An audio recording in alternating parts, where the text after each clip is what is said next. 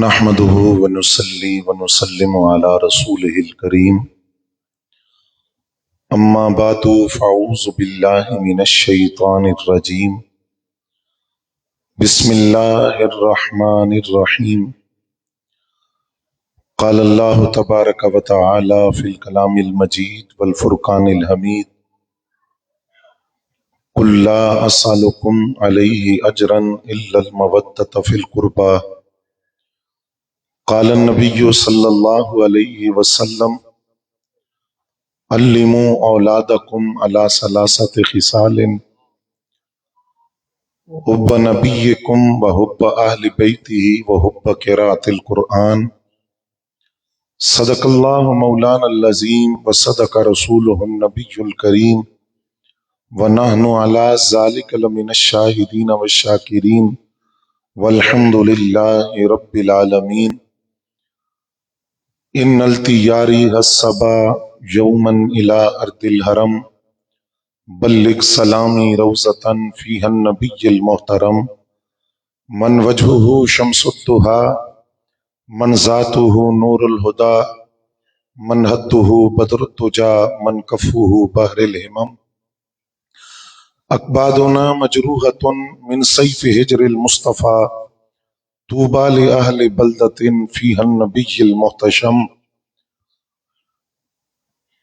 پارہائے صحف غنچہائے قدس اہل بیت نبوت پہ لاکھوں سلام آب تطہیر سے جس میں پودے جمے اس ریاض نجابت پہ لاکھوں سلام خون خیر الرسل سے ہے جن کا خمیر ان کی بیلوس تینت پہ لاکھوں سلام حمد و ثنا کے بعد انتہائی واجب الاحترام قابل صد احترام بزرگوں اور دوستوں، آقا کریم صلی اللہ علیہ وآلہ وسلم کی ذات والا صفات کو اللہ نے یہ شان عطا کی ہے کہ جس چیز کو بھی آقا کریم کی ذات سے نسبت ہو جائے وہ عزت و عظمت کا تاج اپنے سر پہ سجا لیتی ہے۔ آپ غور کیجئے کہ ہم 70ویں امت ہیں، ہم سے پہلے 69 امتیں گزری ہیں، لیکن صرف اس امت کے بارے میں قرآن نے کہا کنتم خیر امہ، تم بہترین امت ہو، اور اس امت کو امت وسط، امت اعتدال قرار دیا گیا۔ کتابیں تورات، زبور، انجیل کی صورت کے اندر پہلے بھی موجود تھی، لیکن صرف قرآن مجید کے بارے میں یہ فرمایا گیا کہ قرآن کو نازل بھی ہم نے کیا ہے، اس کی حفاظت بھی ہم کریں گے۔ انبیاء کرام جو دنیا میں تشریف لائے، ان کے ساتھی، ان کے رفقا، ان کے معاون، ان کے مددگار موجود تھے، لیکن کسی نبی کے اصحاب کی، رفقا کی، دوستوں کی، مددگاروں کی اس طرح تعریف نہیں ہوئی جس طرح صحابہ کرام کی شان کو بیان کیا گیا ہے۔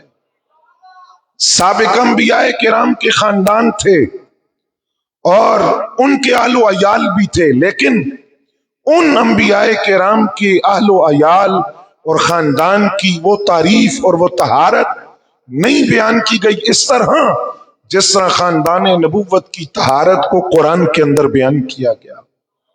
نبی اکرم صلی اللہ علیہ وسلم نے ارشاد فرمایا آل بیت کے ساتھ ایک دن کی محبت یہ 1 سال کی عبادت سے بہتر ہے۔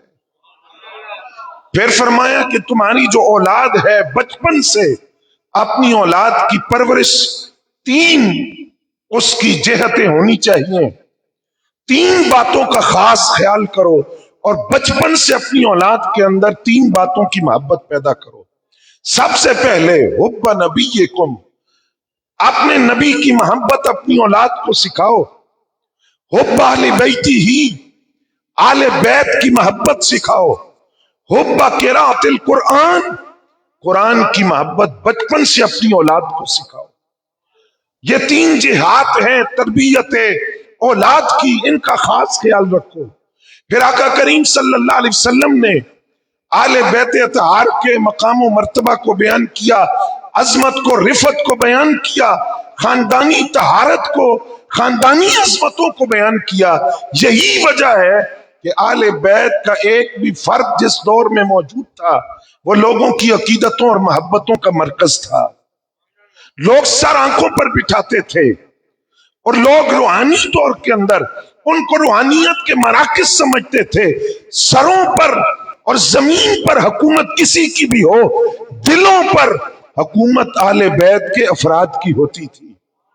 میں بات کو آسان کرنے کے لیے عرض کرتا ہوں، کعبۃ اللہ کے گرد جو مطاف ہے جہاں امام موسیٰ کاظم تشریف فرما ہے، حاضر ہے، خلیفہ ہارون الرشید جو وقت کا حکمران ہے، کعبے کا طواف کرنے کے بعد امام موسیٰ کاظم کے پاس آتا ہے اور کہتا ہے جناب میں آپ سے ایک شکوہ کرنا چاہتا ہوں.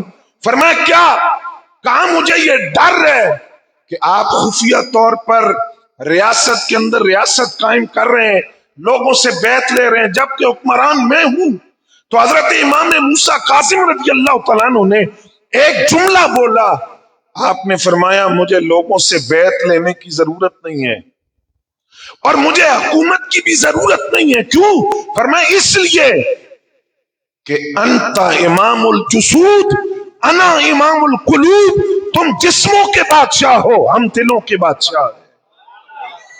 ہمیں زمین پر حکومت کی ضرورت نہیں ہے، ہمیں سروں پر حکومت کی ضرورت نہیں ہے، ہم دلوں میں حکومت کرتے ہیں.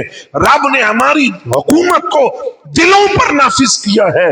اور یہی وجہ ہے حضرات گرامی قدر، ائمہ اہل بیت میں سے، نبی علیہ السلام کی آل بیت میں سے ایک بھی فرد جس دور میں موجود تھا وہ عظمت و عزت کا نشان قرار پایا ہے. آج انہی ہستیوں میں سے دو ہستیوں کے حضور ہم نے خراج عقیدت پیش کرنا ہے. پہلی شخصیت حضرت امام زین العابدین رضی اللہ تعالیٰ عنہ، اور دوسری شخصیت ائمہ اہل بیت میں سے آخری امام جنہوں نے ابھی کائنات میں تشریف لانا ہے، جن کا ظہور ہونا ہے، حضرت امام مہدی رضی اللہ تعالیٰ عنہ کی بارگاہ کے اندر. حضرت امام زین العابدین رضی اللہ تعالیٰ عنہ یہ بیٹے ہیں امام علی مقام امام حسین رضی اللہ تعالیٰ عنہ کے، اور پوتے ہیں مولا علی المرتضیٰ شیر خدا رضی اللہ تعالیٰ عنہ کے. ان کا مقام کیا ہے، ان کا مرتبہ کیا ہے، ان کی رفتوں کا عالم کیا ہے، میں مثال دے کر بات آگے بڑھاتا ہوں. ہشام بن عبد الملک جو ابھی خلیفہ نہیں بنا تھا ولی عہد تھا، وہ کعبے کا طواف کرنے کے لیے آیا. اس نے کعبے کا طواف کیا. طواف کرنے کے بعد وہ حجر اسود کی طرف بڑھا کہ میں بوسہ دوں. لوگوں نے راستہ نہ دیا، جگہ نہ دی. تنگ ہو کر مطاف کے اندر حکم دیا کہ کرسی لگاؤ، میں یہاں بیٹھوں گا. مطاف میں کرسی کے اوپر بیٹھ گیا. لوگوں نے حجر اسود چومنے کے لیے اس کو جگہ نہ دی، راستہ نہ دیا. راستہ تھوڑی دیر گزری تھی، باب بنی شیبہ سے خوبصورت نوجوان داخل ہوا. جیسے ہی وہ نوجوان داخل ہوا لوگوں نے راستہ چھوڑ دیا، لوگوں نے دو قطاریں بنا لی. وہ نوجوان آگے بڑھا، اس نے حجر اسود کو بوسہ دیا، کعبے کا طواف شروع کیا. تو کچھ شامی لوگ تھے جو ہشام بن عبد الملک کے ساتھ آئے تھے. انہوں نے ہشام بن عبد الملک سے کہا کہ جناب یہ کون ہے؟ آپ کو تو کسی نے راستہ نہیں دیا. وہ تو آگے بڑھے اور حجر اسود انہوں نے چوما، ان کو روکا کسی نے نہیں. لوگوں نے راستہ دیا، سر آنکھوں پر بٹھایا. یہ کون ہے؟ ہشام بن عبد الملک جو حسد کی آگ میں جل رہا تھا، اس نے کہا میں نہیں جانتا کون ہے، پتہ نہیں کون ہے، میں نہیں جانتا. حالانکہ جانتا تھا. کہنے لگا میں نہیں جانتا یہ کون ہے، اور مجھے ان سے تعارف نہیں ہے، اور مجھے یہ بھی پتا نہیں ہے کہ ان کے پروٹوکول کی وجہ کیا ہے کہ آپ کو لطف آئے. اس نے تعارف کیسا کروایا؟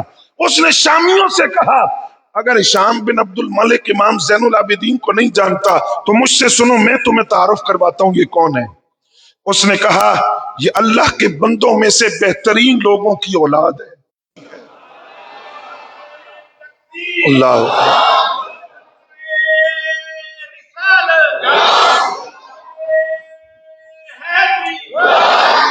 اگر تم انہیں نہیں جانتے تم بیت اللہ سے پوچھو، بیت اللہ بھی ان کو جانتا ہے، ان کو کعبۃ اللہ بھی جانتا ہے.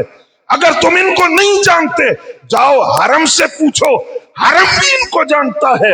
یہ کون ہے؟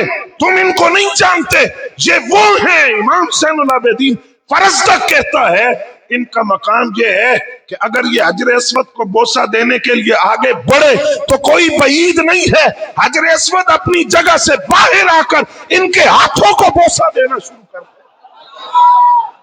اور تو کہتا ہے کہ میں ان کو نہیں جانتا۔ فرزدق کہتا ہے سن تجھے میں تعارف کرواتا ہوں یہ کون ہے۔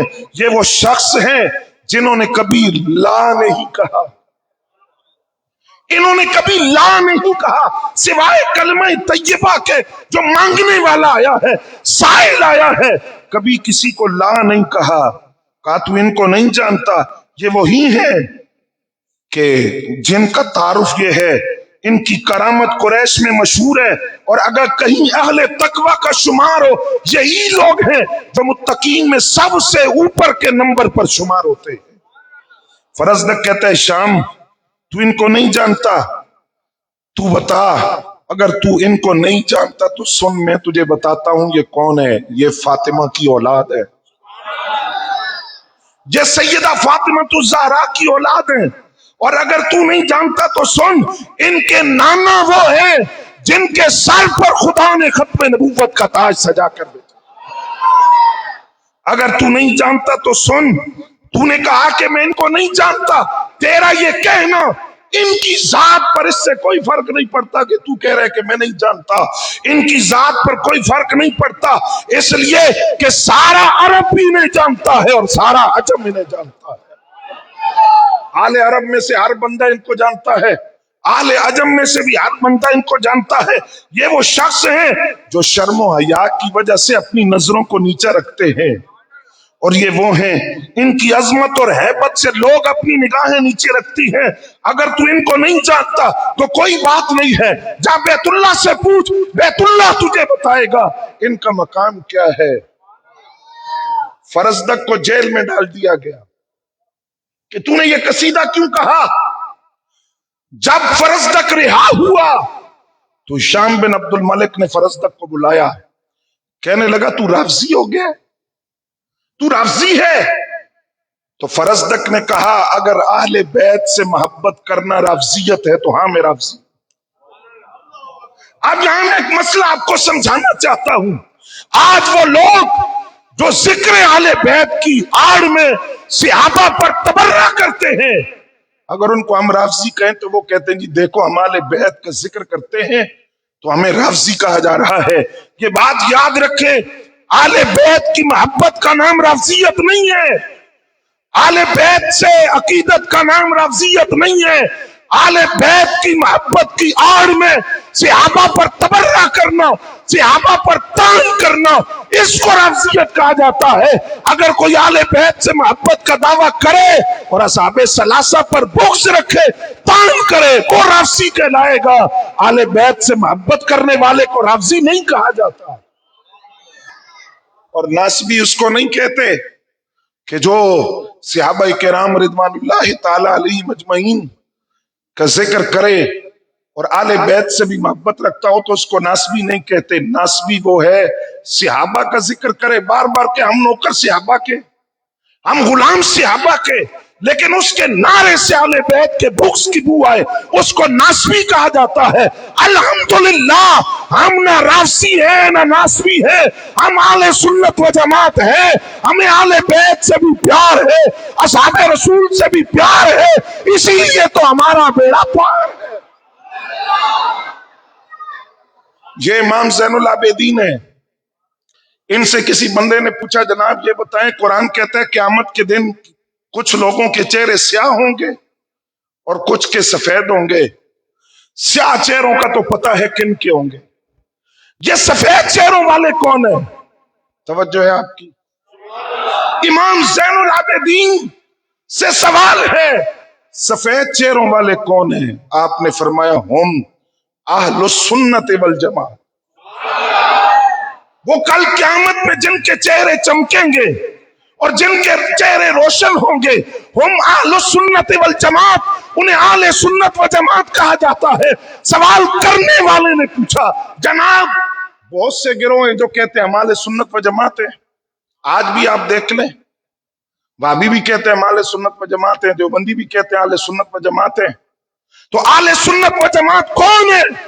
سنیوں اپنی قسمت پر ناز کرو، اور امام زین العابدین کے لفظ سن کر اب سبحان اللہ آپ نے ضرور کہنا ہے۔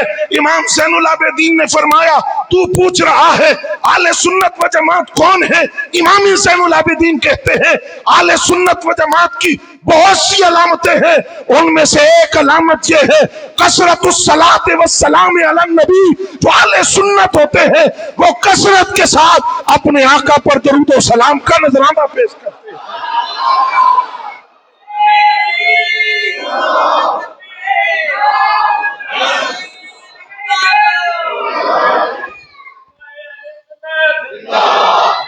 امام زین العابدین رضی اللہ تعالیٰ عنہ آپ کا جب وصال ہوا تو آپ کے کندھے پر سیاہ رنگ کا نشان تھا، سیاہ نشان تھا کندھے پر۔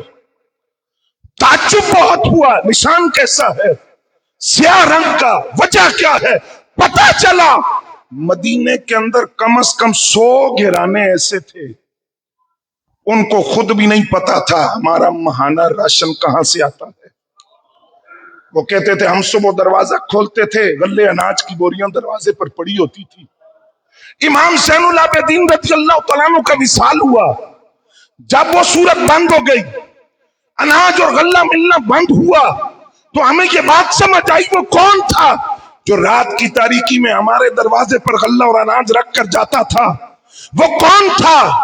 اور پھر امام زین العابدین رضی اللہ تعالیٰ عنہ نے کسی غلام سے نہیں کہا کہ تو یہ بوری اٹھا اور فلاں کے دروازے پر پہنچا، اپنے کندھے پر وہ بوجھ اٹھا کر لے جاتے رہے، یہاں تک کہ جب ان کا وصال ہوا تو کندھے پر سیاہ رنگ کا نشان آپ کی سخاوت اور فیاضی کی دلیل تھا کہ جو خاصہ ہے خاندان نبوت کا، ان کے دروازے سے کوئی منگتا خالی نہیں جاتا، وہ صرف امام زین العابدین کی ذات میں بھی پائی جاتی۔ امام زین العابدین رضی اللہ تعالیٰ عنہ مسجد سے نکلے نماز پڑھ کے، ایک بندے نے آپ کو گالی دی، آپ نے اس کو کچھ بھی نہیں کہا اور اس کی طرف مڑ کر دیکھا بھی نہیں۔ اتنا بڑا جگرا تھا امام زین العابدین کا، میں پہلے یہ عرض کر دوں کتنا وسعت قلبی، علم، بردباری، برداشت کتنی تھی امام زین العابدین کی۔ واقعہ کربلا کے اہم کردار ہیں امام زین العابدین۔ آج جو واقعہ کربلا ہم تک پہنچا ہے وہ 2 شخصیات کی وجہ سے پہنچا جو عینی شاہد ہے واقعہ کربلا کی، اور انہوں نے واقعہ کربلا کی تاریخ امت تک پہنچائی ہے۔ وہ 2 شخصیات ہیں، ایک کو سیدہ زینب بنت علی کہتے ہیں، دوسرے کو امام زین العابدین رضی اللہ تعالیٰ عنہ کہتے ہیں۔ یہ امام زین العابدین رضی اللہ تعالیٰ عنہ واقعہ کربلا کے بعد یزید کا ایک سپاہی جس کے لیے یزید نے موت کا آرڈر کیا تھا، سزائے موت سنائی، وہ یزید کے ڈر سے بھاگا۔ واقعہ کربلا کو عرصہ گزر چکا ہے، بھاگا اور بھاگ کر امام زین العابدین کے دروازے پہ آ گیا۔ آپ نے دروازہ کھولا، بٹھایا، خدمت خاطر کی، 1 دن رہا، 2 دن رہا، 3 دن رہا۔ جب جانے لگا تو دل میں سوچ رہا ہے کہ لگتا ہے کہ امام زین العابدین نے مجھے پہچانا نہیں ہے، مجھے پہچانا نہیں ہے۔ اگر یہ پہچان لیتے تو مہمان نوازی نہ کرتے، اپنے والد کے قتل کا بدلہ لیتے، خانوادہ نبوت کی شہادتوں کا بدلہ لیتے۔ انہوں نے مجھے پہچانا نہیں ہے۔ 3 دن بعد جب وہ جانے لگا، کچھ دور چل کر اس نے پلٹ کر امام زین العابدین کی طرف دیکھا اور واپس آیا، اور اس نے واپس آ کر کہا لگتا ہے آپ نے مجھے پہچانا نہیں ہے۔ فرمایا میں نے تجھے پہچان لیا ہے، جس دن تو میرے دروازے پر آیا تھا میں تجھے پہچان گیا تھا، میں تجھے کیسے بھول جاؤں؟ تو نے میرے بابا کی گردن پر چھریاں چلائی اور میں تجھے بھول جاؤں؟ میں تیرا چہرہ بھولا نہیں ہوں، تیرا کردار میرے سامنے ہے۔ واقعہ کربلا کے اندر جو کچھ تو نے کیا میں نے اس کو فراموش نہیں کیا، وہ مجھے یاد ہے۔ اس نے کہا جناب جب آپ مجھے جانتے تھے اور آپ کو میرا کردار بھی یاد ہے، آپ نے یہ جو میری مہمان نوازی کی ہے، خاطر تواضع کی ہے، کھانا کھلایا، پانی پلایا، 3 دن مجھے اپنی چھت دی ہے، اس کی وجہ کیا ہے؟ فرمایا اس کی وجہ یہ ہے وہ تیرا طریقہ تھا جو تو نے کربلا میں کیا، یہ جو میں نے کیا ہے یہ ہمارے خاندان کا دستور ہے۔ میں اس مولا علی کا پوتا ہوں، ان کا پوتا ہوں میں، جو دشمن کے سینے پر چڑھ کر بیٹھ گئے تھے، دشمن کو قابو کر لیا، اس نے مولا علی کے چہرے کی طرف تھوک دیا تو آپ نیچے اتر گئے۔ فرمایا اب میں تجھے کچھ نہیں کہوں گا، جا معاف کیا۔ اس نے کہا کیوں؟ میرا تو یہ خیال تھا آپ کے غصے کے اندر اور جاریت کے اندر اور اضافہ ہو جائے گا، آپ مجھے قتل کر کے چھوڑیں گے، ایک تو میں کافر، پھر میں نے آپ کے چہرے کی طرف تھوک دیا۔ تو مولا علی المرتضیٰ نے فرمایا پہلے معاملہ دین کا تھا، تجھے دین کا دشمن سمجھ کر میں قتل کر رہا تھا، اب معاملہ میری ذات کا آیا تھا، اور ہمارے خاندان نے کبھی اپنی ذات کے لیے انتقام نہیں لیا۔ یہی بات امام زین العابدین نے فرمائی، فرمایا میں نے تجھے پہچان لیا تھا لیکن وہ جو تو نے کیا وہ تیرا کردار تھا، یہ علی کے پوتے کا کردار تھا۔ اللہ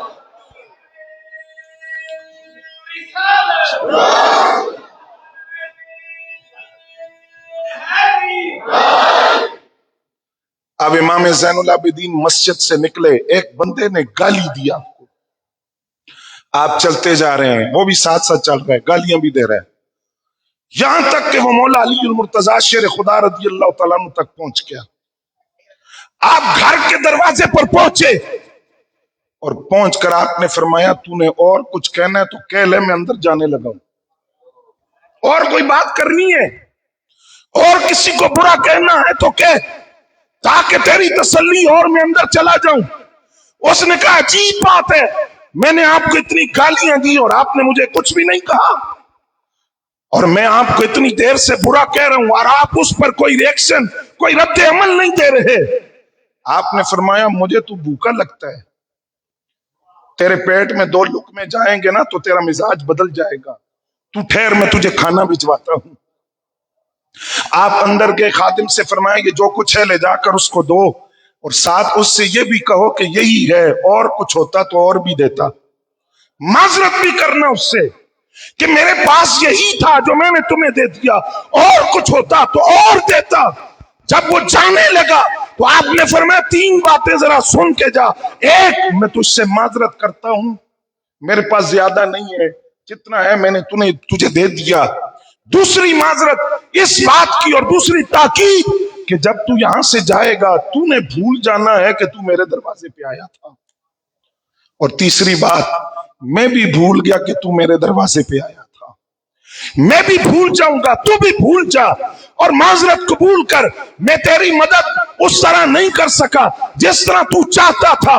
گالیاں دی تھی اس نے، اور رسول اللہ صلی اللہ علیہ وسلم کی اولاد نے اس کو نوازا۔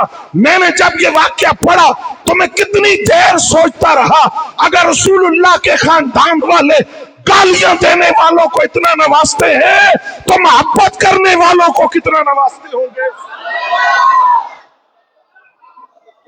جو رسول اللہ صلی اللہ علیہ وسلم کی اولاد سے محبت رکھے، آل بیت سے محبت کرے، یہ ان کو کتنا نوازتے ہوں گے۔ اب یہ امام زین العابدین رضی اللہ تعالیٰ عنہ، ان کا کردار واقع کربلا کے حوالے سے بڑا اہم ہے، وہ اس لیے کہ کربلا کی تاریخ ان کے ذریعے ہم تک پہنچی ہے۔ یہ بیمار کربلا بیمار تھے، اور انہی سے آگے ائمہ اہل بیت کا سلسلہ چلا ہے۔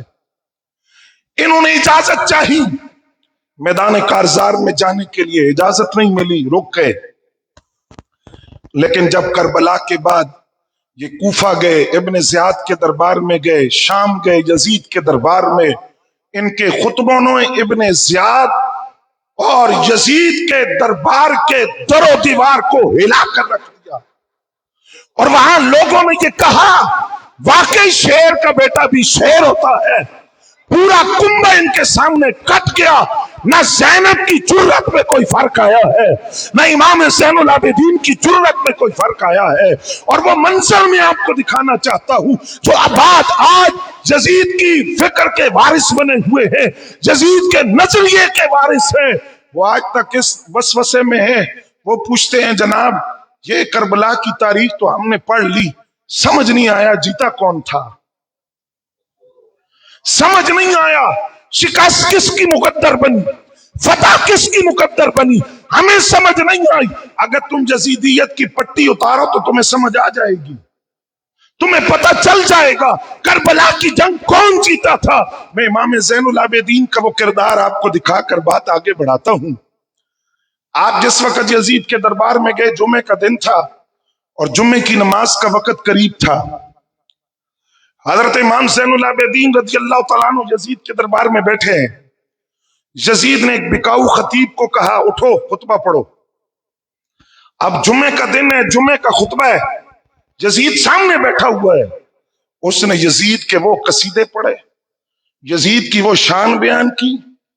پتہ چلا اس طرح کے بکاؤ مولوی ہر دور میں موجود ہوتے ہیں جن کو آپ پیسے دے کے جو مرضی سنیں. وہ شان یزید کی بیان کی. امام زین العابدین سے رہا نہ گیا، آپ اٹھ کر کھڑے ہوئے. آپ نے کہا یزید تیری اس تقریر کو میں نے سنا ہے، اب میں بھی کچھ کہوں گا، اب میں بھی بات کروں گا، جواب میں دوں گا اس کا. اس نے کہا آپ بولیں. حضرت امام زین العابدین نے بات کہاں سے شروع کی؟ آپ نے فرمایا اے یزید کے دربار میں بیٹھے ہوئے لوگوں، مجھے جانتے ہو میں کون ہوں؟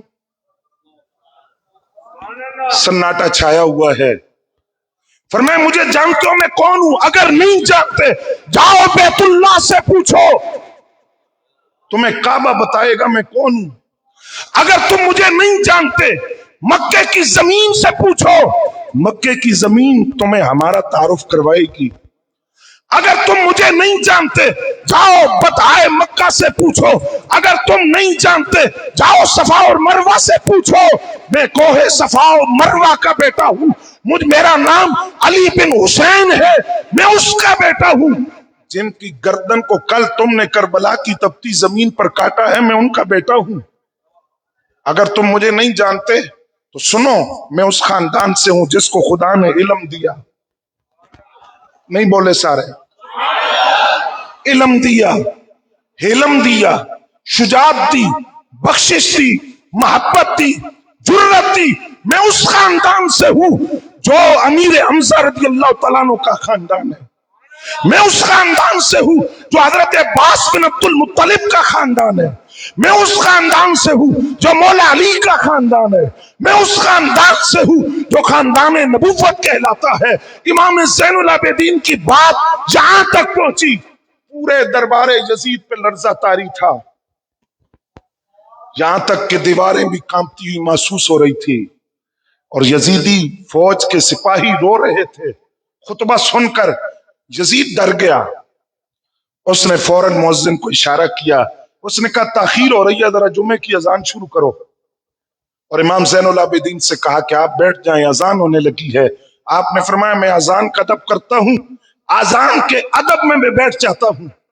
آپ بیٹھ گئے، لیکن جب آپ بیٹھنے لگے تو ایک شخص نے آپ سے سوال کیا. اس نے کہا جناب یہ تو بتائیے کربلا میں آپ جیتے کہ یزید جیتا؟ بظاہر شہادتیں آپ کی ہوئی، غربت آپ کی طرف تھی، غریب الوطنی تھی، پردیس تھا، بھوک تھی، پیاس تھی، افرادی قوت کی کمی تھی، ہتھیاروں کی کمی تھی.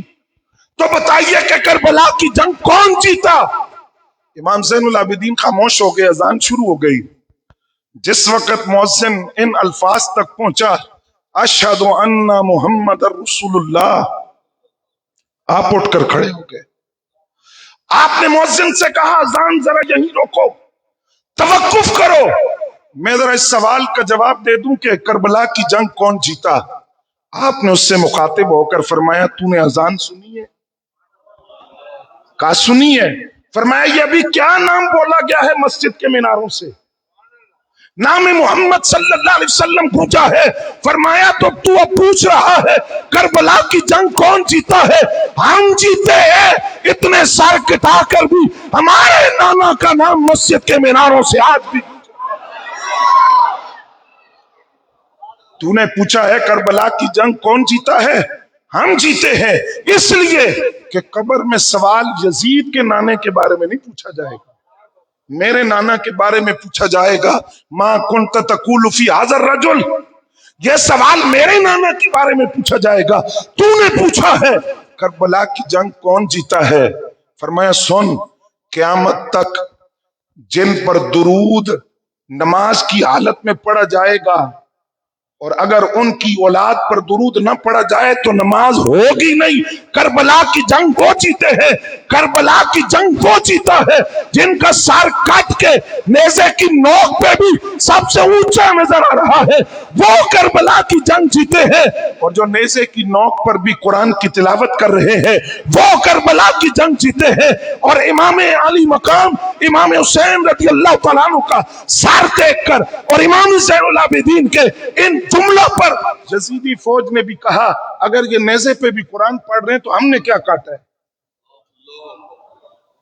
ہم کربلا سے کیا لے کر آئے ہیں اگر یہ یہاں نیزے کی نوک پہ بھی قرآن پڑھ رہے ہیں۔ اس کا جواب میرے ذہن میں آیا کہ وہ نیزے کی نوک پہ امام علی مقام کا قرآن پڑھنا قیامت تک کے لیے پیغام تھا۔ یزید کل بھی مرتاباد تھا، یزید آج بھی مرتاباد ہے، یزید قیامت تک مرتاباد ہے۔ حسین کل بھی زندہ باد تھا، حسین آج بھی زندہ باد ہے، حسین قیامت تک زندہ باد ہے۔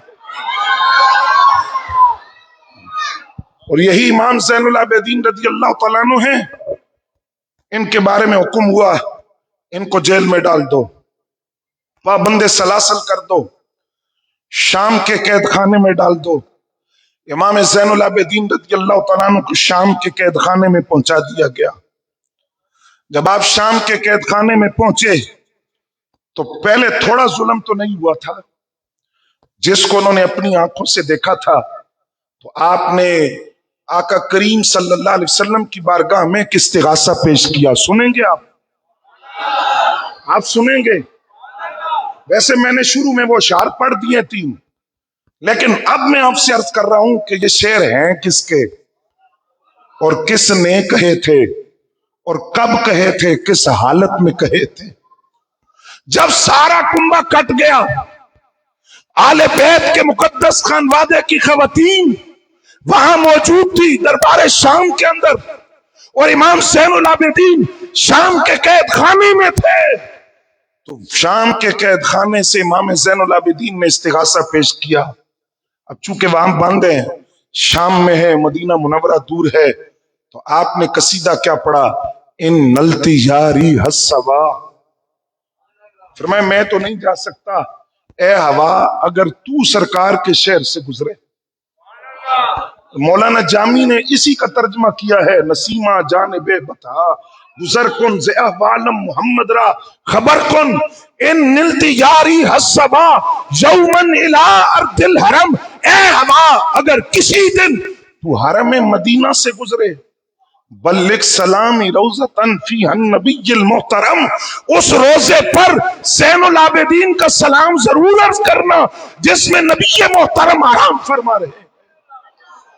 اور اے ہوا اگر تو جاننا چاہتی ہے کہ کون نبی محترم، تو فرمایا من وجہہ شمس الضحیٰ، جن کا چہرہ وہ چاشت کا سورج کی طرح ہے، من ذاتہ نور الہدیٰ، ان کی ذات ہدایت کا نور ہے، اور وہ آقا کریم صلی اللہ علیہ وسلم جن کی ہتھیلیاں سخاوت کا ٹھاٹے مارتا ہوا سمندر ہے۔ اور سن، آقا کریم کی بارگاہ میں عرض کرنا، اقبادنا مجروحتن، سرکار ہمارے دل زخمی ہو گئے، من سیف ہجر المصطفیٰ، آپ کی جدائی کی تلوار نے ہمارے دلوں کو زخمی کر دیا ہے۔ طوبی لأہل بلدۃ فیہا النبی المحتشم، وہ کتنے خوش نصیب ہیں جو آقا کریم کے شہر میں سانس لے رہے ہیں۔ یہ امام زین العابدین بیٹے امام علی مقام کے، توجہ ہے آپ کی، میں ذرا دوسرے موضوع کی طرف چلنے لگا ہوں، اور وہ بھی بڑا دلچسپ موضوع ہے، اور اس کے اندر عقیدے کی بات ہے، وہ آپ نے ذرا ضرور سمجھنی ہے یہاں سے۔ امام زین العابدین بیٹے ہیں کس کے؟ امام علی مقام امام حسین رضی اللہ تعالیٰ عنہ کے، پوتے ہیں مولا علی المرتضیٰ کے۔ امام زین العابدین کے بیٹے کا نام کیا ہے؟ امام باقر پاک۔ سارے مل کر ذرا بولیں، ادب کے ساتھ مل کے بولیں ذرا۔ امام باقر رضی اللہ تعالیٰ عنہ، ان کے بیٹے کا نام ہے امام جعفر صادق رضی اللہ تعالیٰ عنہ۔ ان کے بیٹے کا نام ہے امام موسیٰ کاظم رضی اللہ تعالیٰ عنہ۔ ان کے بیٹے کا نام ہے امام علی رضا رضی اللہ تعالیٰ عنہ۔ ان کے بیٹے کا نام ہے امام محمد تقی رضی اللہ تعالیٰ عنہ۔ ان کے بیٹے کا نام ہے امام علی نقی رضی اللہ تعالیٰ عنہ۔ ان کے بیٹے کا نام ہے امام حسن عسکری رضی اللہ تعالیٰ عنہ۔ اب یہ جو امام حسن عسکری ہے، ائمہ اہل بیت یہاں تک پہنچتے ہیں، اس سے آگے جو امام آئے گا ان کی ابھی ولادت نہیں ہوئی، وہ قرب قیامت آئیں گے، ان کا نام امام مہدی ہوگا۔ اہل تشیع کا عقیدہ ہے، وہ کہتے ہیں امام حسن عسکری کے ایک بیٹے تھے جن کا نام مہدی ہے، یہ وہی ہیں جو قرب قیامت ظاہر ہوں گے۔ اہل تشیع یہ کہتے ہیں کہ امام حسن عسکری کے وہ بیٹے، ان کی ولادت ہو چکی ہے، وہ ایک غار کے اندر گئے تھے اور پھر باہر واپس نہیں آئے، ولادت ہو چکی ہے، قرب قیامت وہ غار سے ظاہر ہوں گے۔ یہ شیعوں کا عقیدہ ہے، اہل سنت کا عقیدہ۔ سارے بولے۔ اسی بنیاد پر وہ کہتے ہیں امام منتظر، وہ امام جس کا انتظار کیا جا رہا ہے، اور وہ غار کے اندر ہیں، غار سے نکلیں گے۔ اہل سنت کا عقیدہ حدیث کی روشنی میں یہ ہے کہ امام مہدی کی ابھی ولادت بھی، سارے نہیں بولے، کچھ دوست سو رہے ہیں، میں ان سے کہہ رہا ہوں وہ بھی بولیں ذرا۔ یہ محرم کے 10 دن ہوتے ہیں نا، آپ خدا کا شکر ادا کریں، یہ جو محفل مسلم مساجد میں ہو رہی ہے، اللہ کی قسم عقیدے کا وہ درس جا رہا ہے کہ آپ سوچ نہیں سکتے۔ پورے سال کی خوراک عقیدے کے حوالے سے ان 10 دنوں کے اندر دی جاتی ہے۔ امام مہدی کے بارے میں آقا کریم نے کیا فرمایا سنیے، اور امام مہدی کی عظمت و شان سمجھیے۔ پہلی بات حضور نے فرمایا وہ مجھ سے ہوں گے، مجھ سے ہوں گے۔ سرکار دو عالم صلی اللہ علیہ وسلم کے لفظ یہی ہیں، مجھ سے ہوں گے۔ آگے محدثین نے اس کی وضاحت کی کہ اس کا مطلب ہے کہ اہل بیت سے ہوں گے۔ امام حسن پاک کی وہ اولاد ہوں گے، والد کی طرف سے وہ امام حسن کی اولاد ہوں گے، والدہ کی طرف سے ان کا شجر نسب جو ہے سلسلہ، وہ امام علی مقام امام حسین رضی اللہ تعالیٰ عنہ تک پہنچے گا۔ پہلا جملہ کا کریم کا مجھ سے ہوں گے، ذرا دی چاس لو تے اگے چلیے، پھر مجھ سے ہوں گے، ابھی آئے نہیں، مجھ سے ہوں گے۔ دوسرا لفظ آقا کریم کے فرمایا ان کا نام میرے نام پر ہوگا، ان کا نام میرے نام پر ہوگا۔ کیا؟ فرمایا ان کا نام محمد ہوگا۔ یہ سمجھے؟ اگلی بات سمجھیے، فرمایا ان کے والد کا نام عبداللہ ہوگا، اور سرکار کے والد کا نام، ان کے والد کا نام عبداللہ ہوگا۔ اگلی بات فرمایا امام مہدی جو آئیں گے نام محمد ہوگا، والد کا نام عبداللہ ہوگا، والدہ کا نام آمینہ ہوگا۔ کتنی شباہت ہے امام مہدی کی۔ اور پھر محدثین نے جو حلیہ بیان کیا امام مہدی کا، کہتے ہیں بس یوں سمجھو وہ سامنے بیٹھے ہوں تو لگتا ہے کہ شبیہ مصطفیٰ ہے، ان کا چہرہ اور ان کی زلفیں، ان کے جسمانی حد و حال، ان کا حلیہ بالکل وہ شبیہ مصطفیٰ ہے۔ اور وہ کیسے نہ ہو، وہ امام حسن کی اولاد ہے، اور امام حسن کے بارے میں وہ سرکار فرماتے ہیں جس نے سر سے لے کر سینے تک مجھے دیکھنا ہو وہ حسن کو دیکھے۔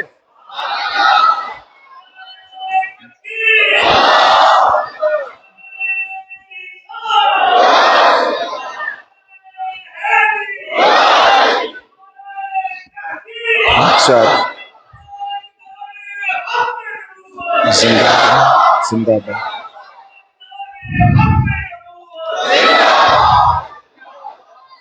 اور پھر دوسری بات فرمایا ایک حلیہ سرکار جیسا. دوسری بات اب آپ ذرا اندازہ لگا لیں کتنی عظمتوں والے وہ امام ہیں. کہتے ہیں صرف چہرہ نہیں، ان کے اخلاق بھی حضور جیسے ہوں گے.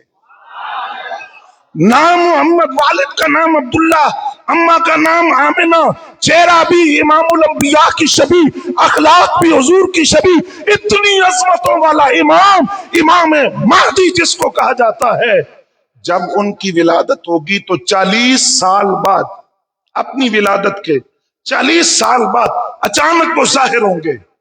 کیسے؟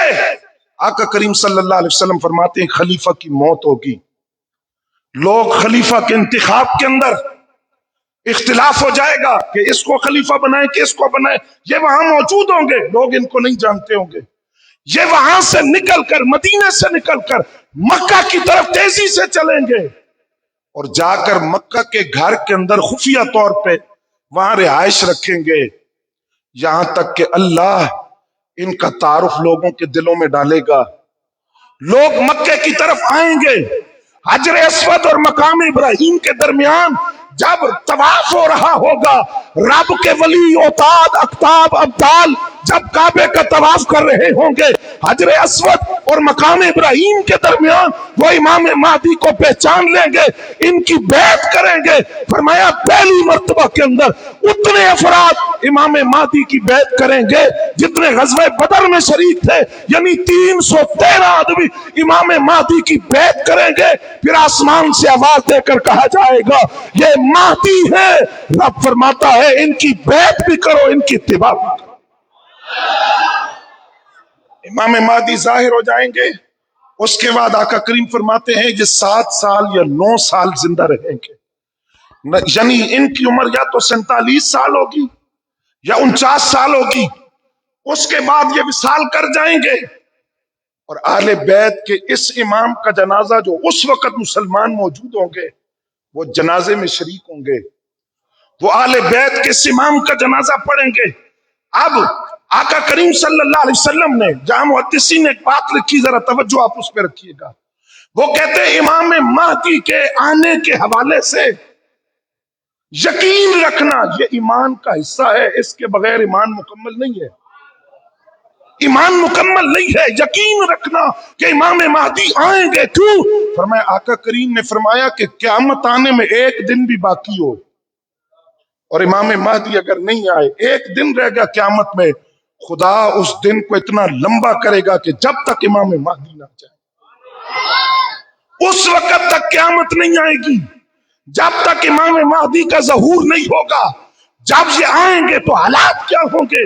اب سنیے، ہر طرف ظلم کا نظام ہوگا، قحط سالی ہوگی، زمین پر فصلیں نہیں اگیں گی، پھلوں کی بہتات ہوگی، لوگوں میں غربت ہوگی، افلاس ہوگا، لوگ محتاج ہوں گے، محتاجی میں لوگ مرنا شروع ہو جائیں گے، اور ہر طرف جور و ستم ہوگا، ہر طرف ناانصافی ہوگی، ظلم کا نظام رائج ہوگا.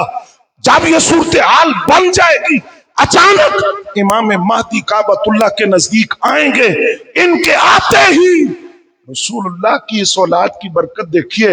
حضور فرماتے ہیں جیسے امام مہدی آ جائیں گے، ایک رات کے اندر رب ان کو ولایت کے اس مقام پر پہنچائے گا جہاں پہنچنے کے لیے سالوں کا وقت لگتا ہے، اور ایک وقت کے اندر رب کائنات انہیں پوری دنیا کی بادشاہت عطا کر دے گا، پوری دنیا کے بادشاہ بنیں گے.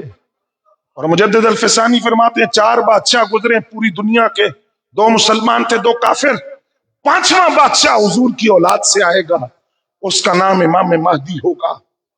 پوری دنیا پر حکومت ہوگی، عدل کا نظام قائم ہوگا، ظلم کا نظام ختم ہوگا، ناانصافی ختم ہوگی. ان کی برکت سے، حضور فرماتے ہیں ان کی برکت سے اتنی بارشیں برسیں گی، اتنی بارشیں برسیں گی، سبزہ اگے گا، لوگ خوشحال ہوں گے اور پھلوں کی فراوانی ہوگی.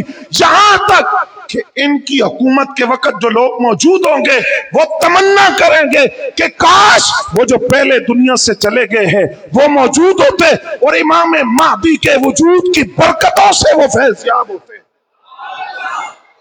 اب یہ امام مہدی رضی اللہ تعالیٰ عنہ حالات یہ ہوں گے، اور فرمایا اس قدر خوشحالی ہوگی. نبی علیہ السلام نے فرمایا میری اولاد سے جو آخری خلیفہ آئیں گے امام مہدی، وہ اتنے سخی ہوں گے، وہ لپ بھر بھر کے بغیر اندازے کے لوگوں کو ان کی ضرورتوں کو پورا کریں گے، سائلین کو نوازیں گے، اندازہ نہیں، تول کر نہیں، ماپ کر نہیں، گن کر نہیں، وہ اتنے سخی ہوں گے. اسی لیے حضرت عبداللہ ابن عمر فرماتے ہیں کہ جب امام مہدی آئیں گے تو وہ اعلان کریں گے کسی کو کوئی ضرورت ہے تو وہ اٹھ کے مانگے. کوئی بھی نہیں اٹھے گا سوائے ایک شخص کے. وہ اٹھ کے کھڑا ہوگا اور وہ کہے گا میں ضرورت مند ہوں. امام مہدی فرمائیں گے فلاں خازن کے پاس چلا جا اور اس کو میرا کہے کہ میں نے تجھے بھیجا ہے. اب وہ شخص وہاں چلا گیا، کہا وہ بوریاں بھر کے اتنا دیا اس نے کہ اٹھانا مشکل ہو گیا. تو وہ شخص دل میں سوچے گا، حدیث کے لفظ ہے، شخص دل میں سوچے گا کہ میں نے غلطی کی ہے، میں نہ اٹھتا، کیا میں ہی سب سے زیادہ ضرورت مند تھا اور کوئی بھی نہیں اٹھا، میں اکیلا اٹھا، اور کیا جو میرے پاس ہے وہ ناکافی تھا اور باقیوں کے پاس جو ہے وہ کافی ہے.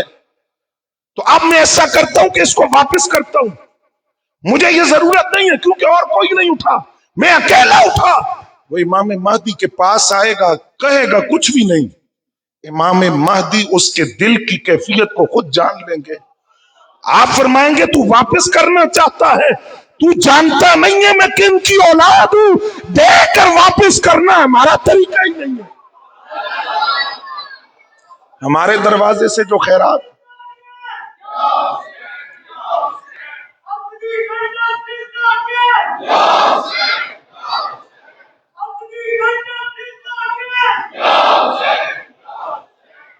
توجہ حضرات، پھر یہی امام مہدی رضی اللہ تعالیٰ عنہ، عبداللہ ابن عمر رضی اللہ تعالیٰ عنہ کی روایت، آپ فرماتے ہیں ان کے دور کے اندر ظہور کیسے ہوگا. ایک روایت یہ ہے کیسے ظاہر ہوں گے، یہ غار سے نہیں نکلیں گے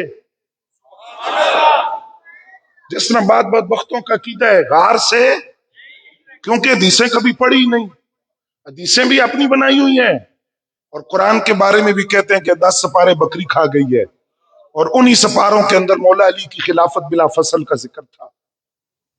حدیث یہ ہے جو میں عرض کر رہا ہوں.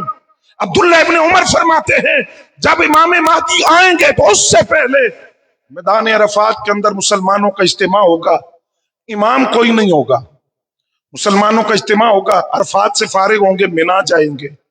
مینا کے اندر ایک فتنہ مسلمانوں کو اس طرح پکڑے گا جس طرح کتا کسی چیز کو نوچتا ہے یا حملہ کرتا ہے یا چپک جاتا ہے.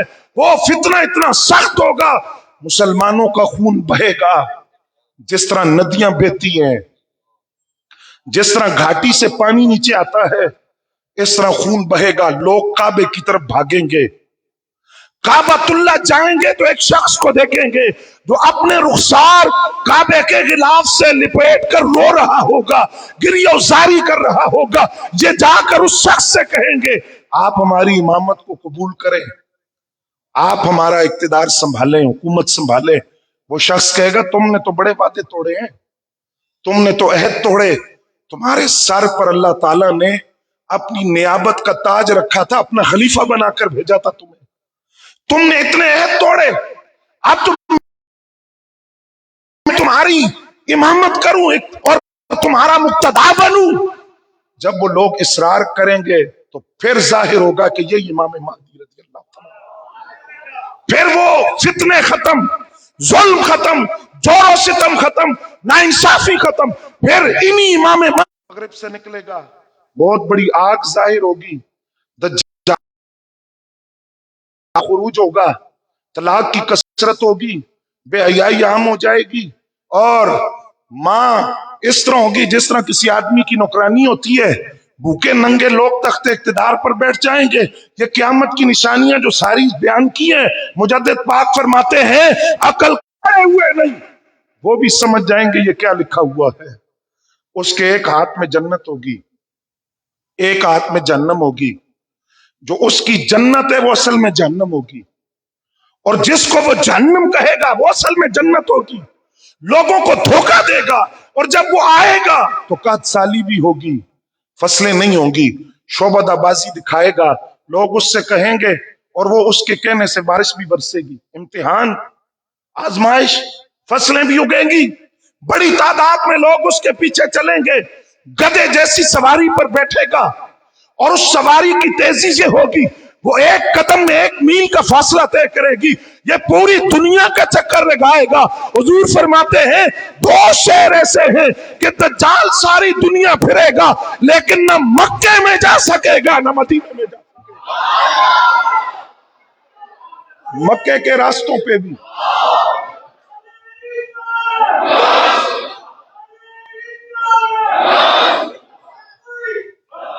لبیک یا رسول اللہ۔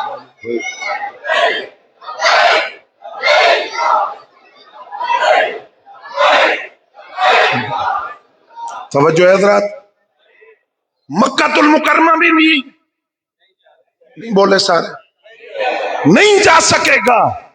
ابھی تو جو ٹائم مجھے کہا گیا ہے وہ بھی نہیں ہوا کہ پتہ نہیں میں کتنی دیر چلوں گا، پہلے ہی تھک گئے۔ مکے میں بھی نہیں جائے گا، مدینہ منورہ میں بھی نہیں جائے گا۔ حضور فرماتے ہیں ان کے راستوں پر خدا فرشتے کھڑے کر دے گا، دجال ان شہروں میں داخل نہیں ہو سکے گا، نہیں جا سکے گا، ہر جگہ فتنہ پھیلائے گا، یہاں تک کہ مدینہ طیبہ کی قریبی ایک زمین کے اندر 70,000 یہودیوں کا لشکر اکٹھا کر لے گا۔ جب فتنہ عروج پر پہنچ جائے گا تو پھر کون آئے گا؟ عیسیٰ علیہ السلام کا نزول ہوگا۔ فرمایا صبح کی نماز کا وقت ہوگا، یہ علم غیب نہیں تو کیا ہے، وقت بھی سرکار نے بتایا، صبح کی نماز کا وقت ہوگا، امام مہدی مصلی پہ کھڑے ہوں گے، پیچھے مسلمان اقتداء میں کھڑے ہوں گے۔ حضرت عیسیٰ علیہ السلام کا جب نزول ہوگا تو امام مہدی پیچھے ہٹ کر حضرت عیسیٰ علیہ السلام سے کہیں گے آپ آگے تشریف لائیں اور امامت فرمائیں۔ عیسیٰ علیہ السلام فرمائیں گے نہیں، امامت آپ ہی کریں گے، امام آپ ہی ہیں، آپ کی ابتداء میں بھی نماز پڑھوں گا۔ کیوں؟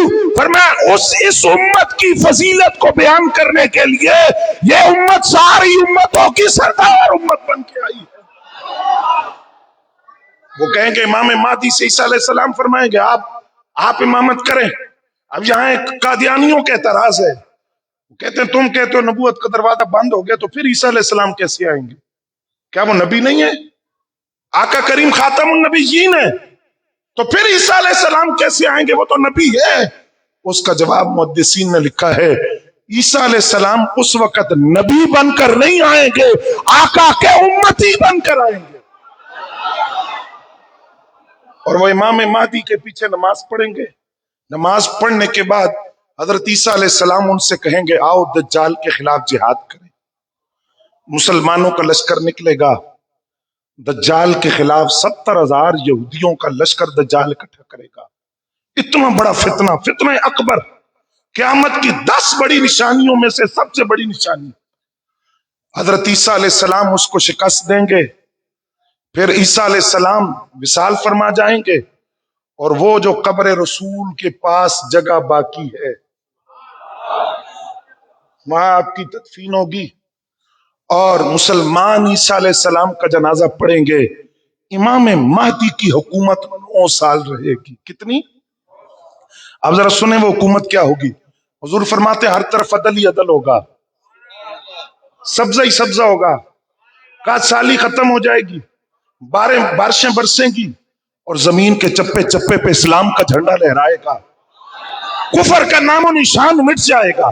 امام مہدی جب آئیں گے ان کے وجود مسعود کی برکت سے کائنات کا کوئی کونا ایسا نہیں ہوگا جس پر اسلام کا جھنڈا نہ لہرا رہا۔ اور پھر انہی امام مہدی کا ذکر حضرت مجدد پاک نے بھی کیا ہے، عرض کر دوں۔ آپ فرماتے ایک منصب ہے ولایت کا قطبیت کبریٰ، کیا نام ہے؟ اور اس منصب کا مطلب یہ ہے کہ جو ولی بنتا ہے نا وہ قطبیت کبریٰ کے منصب پر جو فائز ہوتا ہے اس کی مرضی سے بنتا ہے، اس کی مدد سے بنتا ہے، اس کی منظوری سے بنتا ہے۔ اچھا سوال ہوا مجدد پاک سے، اب یہ ذہن میں رہے کہ مجدد پاک ہیں کون؟ फारूक आजम की औलाद है, उनकी रगों में फारूकी खून है। तो हजरत फारूक आजम की औलाद से मौला अली की औलाद की शान सुने। फरमाते कुतबियत कुबरा के मनसब पर सबसे पहले जो शख्सियत बैठी है वो बाबे मदीना तो फातेह हैबर मौला अली जुल मुर्तजा है, जो सबसे पहले कुतबियत कुबरा के मनसब पर बैठे। ये जो इलेक्शन आज सहाबा में करवा रहे, ये आज के मरदूद है, आज के बदबख्त है। थोड़ा पीछे आप चले जाएं, आइमा मुहद्दिसीन को पढ़ें, सूफिया को पढ़ें, वो अहले बैत और सहाबा की मोहब्बत के अंदर गर्क थे। ये मुजद्दिद पाक के वालिद गिरामी हजरत शेख अब्दुल अहद खुद मुजद्दिद पाक ने इनका कौल जिक्र किया है। फरमाते हैं कि मेरे वालिद कहा करते थे, अगर ईमान पर मौत चाहते हो तो अहले बैत से मोहब्बत करो। और मुजद्दिद पाक फरमाते हैं जब मेरे वालिद नज़ा की कैफियत में थे, लोगों को सही तरह पहचान भी नहीं सकते थे, मैंने उनसे कहा अब्बा जी आपको वो बात याद है जो आप फरमाया करते थे कि अगर ईमान पर मौत चाहते हो तो आले बैत से मोहब्बत करो, आपको वो बात याद है? तो मुजद्दिद पाक के वालिद ने फरमाया, ए शेख अहमद अल्लाह की कसम है, इस वक्त जब मैं दुनिया से जा रहा हूं, इस वक्त भी रसूलुल्लाह की आल की मोहब्बत के अंदर डूबा हुआ, और इस वजह से खुदा मुझे ईमान पर मौत देगा, खात्मा बिल ईमान होगा। तो मुजद्दिद पाक फरमाते हैं सबसे पहले मौला अली पाक, चुप नहीं रहना तुसी, सबसे पहले मौला अली पाक कुतबियत कुबरा के मनसब पर। और हैरान कुन बात सुने मुजद्दिद साहब ने लिखी, आप फरमाते हैं जो पहली उम्मतों में वली बने हैं ना, पहली उम्मतों में, वो भी मौला अली के तवस्सुल से बने हैं। किसके तवस्सुल से? मौला अली के तवस्सुल से बने। और एक और बात, और एक मसले का हल भी, मुजद्दिद पाक फरमाते हैं कोई कुतुब हो, औताद हो, अब्दाल हो, अली की मदद के बगैर कोई मनसबे विलायत तक पहुंच नहीं सकता। मेरा एक सवाल था, वो मुजद्दिद साहब के इस जुमले से मुझे जवाब मिला, वहाबियों में वली क्यों नहीं होते, इन देवबंदियों में वली क्यों नहीं होते? उसका जवाब मुजद्दिद साहब ने दे दिया। फरमाया एक तो वैसे ही बदमज़हब है, वली कहां से है, दूसरा जो गैरुल्लाह की मदद को शिर्क और हराम कहे वहां वली कैसे आएंगे? वली तो बनता है अली की मदद से। और जो कहे कि अल्लाह के अलावा मदद करना हराम है, शिर्क है, कोई कुछ कर ही नहीं सकता, जिसका नाम अली या नबी है वो कर कुछ नहीं सकते। वो कर सकते हैं अपनी कुव्वत से नहीं, खुदा चाहे तो उन्हें ताकत और कुव्वत अता कर देता है।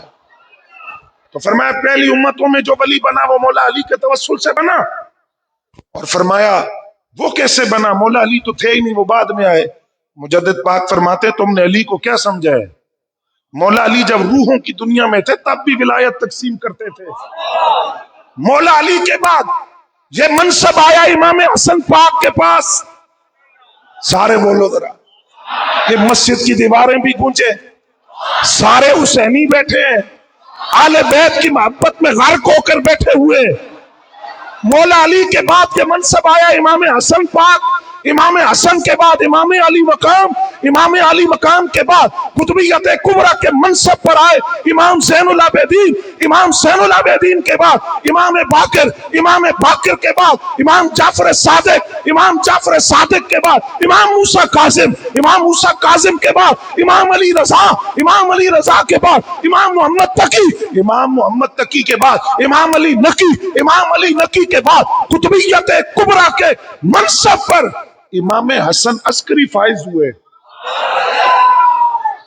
आगे तो आले बैत, आइमा आले बैत का सिलसिला नहीं है। अब क्या हुआ, मुजद्दिद पाक फरमाते हैं इमाम हसन अस्करी ने अपना सज्जादा और मुसल्ला अपने एक मुरीद को दिया और उससे फरमाया मैं दुनिया से जा रहा हूं, कुतुबियत कुबरा का मनसब जो मेरे जद्दे अमजद मौला अली से चला मुझ तक पहुंचा, ये वो सज्जादा है।